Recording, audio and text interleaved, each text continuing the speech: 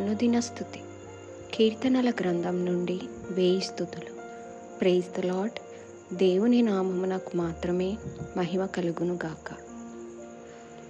మరో ఉదయ కాలాన్ని దేవుని నామస్తుతితో ఆరంభిద్దామా? స్తుతి. మూర్ఖుల ఎడల వికటము చూపు దేవా, మీకు స్తోత్రములు. శ్రమపడు వారిని రక్షించు దేవా, మీకు స్తోత్రములు. గర్విష్ఠులకు విరోధి అయిన దేవా, మీకు స్తోత్రములు. నా దీపము వెలిగించు దేవా, మీకు స్తోత్రములు. నా చీకటిని వెలుగుగా చేయు దేవా, మీకు స్తోత్రములు. దేవుడు మూర్ఖత్వం కలిగిన వారి ఎడల, మూర్ఖుల ఎడల విముఖత చూపించును. ఆయన సన్నిధిన వారికి గుర్తింపు లేదు. మనం మూర్ఖత్వాన్ని వదిలి జ్ఞానమును సంపాదించుకోవలెను. నీకున్నదంతయు ఇచ్చి జ్ఞానమును పొందుకొనమని పరిశుద్ధ గ్రంథమైన బైబిల్ చెప్తున్నది. జ్ఞానము అనగా మరేమిటో కాదు, యేసుక్రీస్తు ప్రభువు వారే. మూర్ఖత్వం కలిగిన వారు యేసు ప్రభువు వారిని పొందుకొనలేరు. మూర్ఖత్వం వలన వారి కన్నులు సరి అయిన దిశను చూడలేవు. ఇప్పుడున్న సులభతర సాంకేతిక పరిస్థితులు లేని రోజుల్లో కూడా దేవుని సువార్త జరిగినది.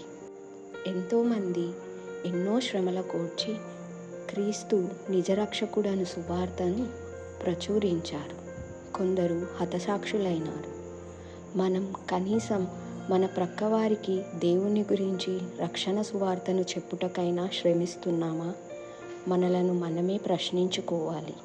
అలాంటి శ్రమ మనకు రక్షణనిస్తుంది. గర్విష్ఠులు దేవుని సన్నిధిని నిలవలేరు.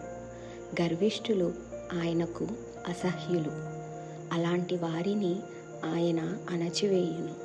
గర్వపు మాటలు, గర్వపు చేష్టలు మాని గర్వపు హృదయాన్ని కలిగి ఉండక సాత్వికపు దీన హృదయమును కలిగి ఉండాలి. అదే దేవునికి అత్యంత ప్రీతికరమైనది.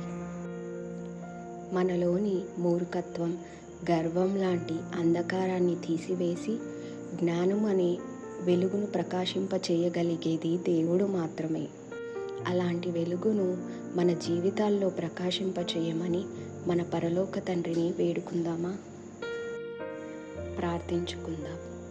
తండ్రి, నా చీకటిని కూడా వెలుగుగా చేయగలవాడవు నీవే నాయనా. మా జీవితాల్లోని చీకటిని పారద్రోలండి నాయనా. మంచి చెడులను ఎరుగగల జ్ఞానాన్ని మాకు ప్రసాదించండి తండ్రి. రక్షణ సువార్త మా జీవితాల్లో నుండి వెలువడులాగా మమ్ములను జీవింపచేయండి నాయనా. మీ నామాన్ని ఘనపరచువారలాగా మా క్రియలుండునట్లు మమ్ములను నడిపించుమని, అంతేకాకుండా వింటున్న ప్రతి బిడ్డను మరియు మమ్ములను, ఈ ఛానల్ను ఆశీర్వదించుమని యేసుక్రీస్తు వారి శ్రేష్టమైన నామంలో ప్రాధేయపడి వేడుకుంటున్నాం తండ్రి. ఆమెన్.